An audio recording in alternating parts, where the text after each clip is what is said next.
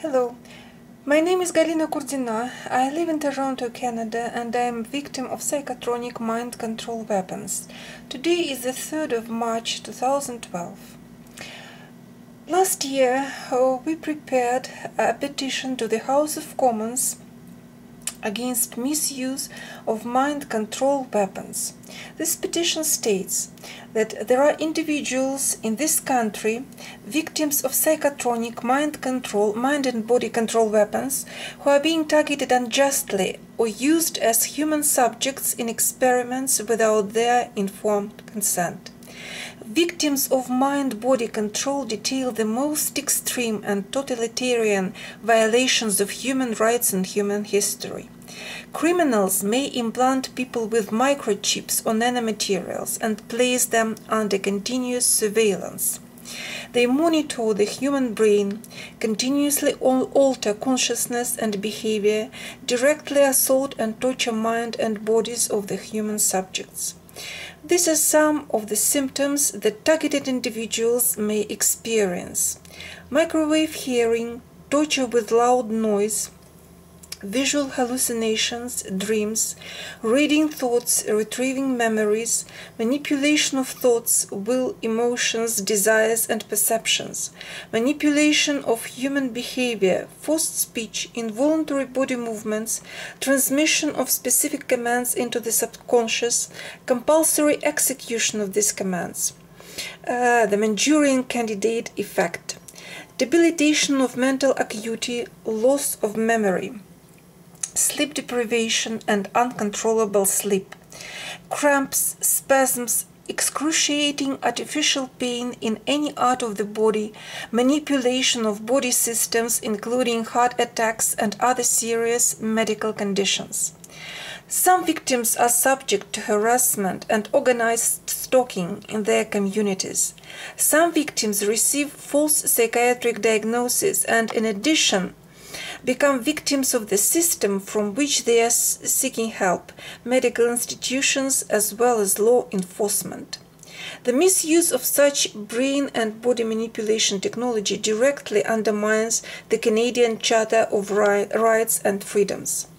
Therefore, your petitioners request that the House of Commons would appoint a public inquiry in Canada to get to the bottom of these gross violations of human rights, based upon the evidence collected by victims for many years.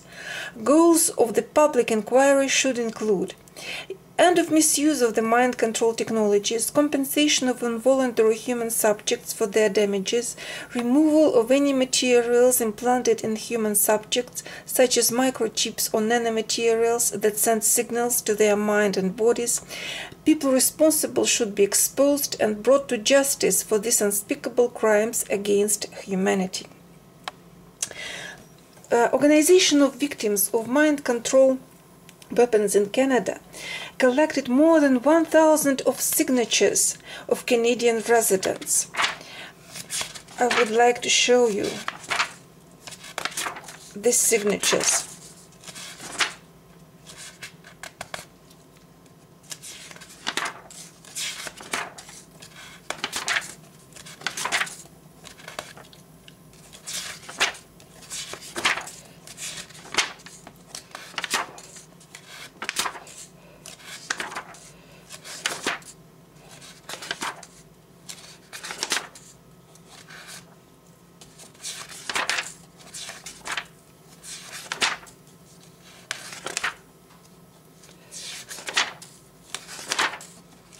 And actually, it will take a lot of time. 56 pages of signatures of Canadian residents. At the end of, this petition was tabled on the 23rd of November last year by Mr. McKay, member of Canadian Parliament. Instead of 45 calendar days, we waited almost 90 calendar days for a response from the Canadian government. And this response states,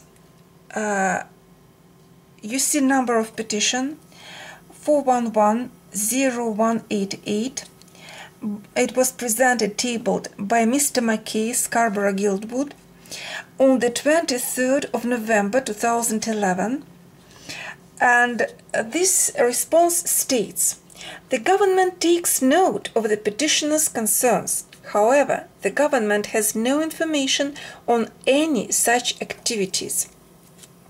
This response was signed by Mr. Tom Lukivsky. It's not true. Because of course Canadian government knows perfectly about MKUltra behavior modification experiments carried out by Dr. Cameron in Montreal. The second, they perfectly know that such crimes, such activities are investigation of such crimes is under jurisdiction of national security departments of RCMP. It perfectly knows that there are 13 biodiagnostic institutes in Canada, and at least some of them, for example, institutes of biodiagnostics in Manitoba and Nova Scotia, Halifax, they carry out experiments on two-way brain-computer interface. It means experiments when human brain influence computer programs and vice versa. Computer programs influence and manipulate human brain. We have informed Canadian government about these crimes for more than 6 years. We sent thousands of letters. I went to Ottawa and left a report in writing in Ministry of Health.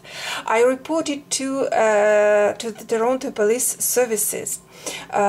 Constable Corby and Khan came to my place, and Constable Corby confessed that he experienced noises and sounds in his head as well.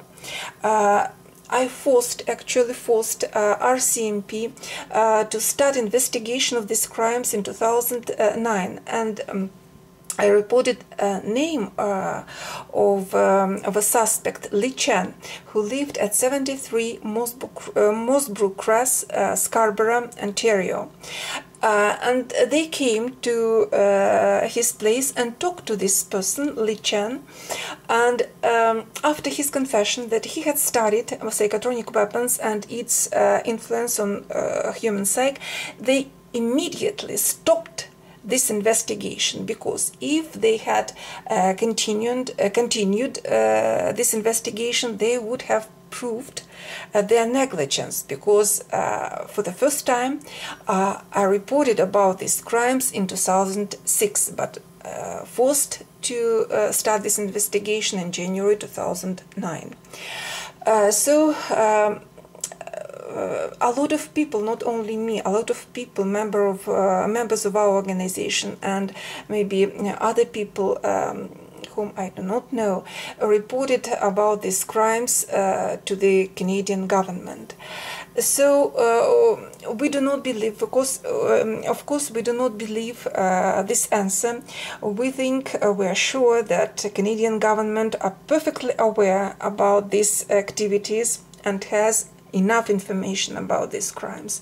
So we are not going to stop. We will proceed, we will move on, maybe prepare another petition, maybe protest on streets of Toronto and other cities. Maybe we will file lawsuits against Canadian government in international courts. We will think over, but we do not trust this response, and we will continue our fight.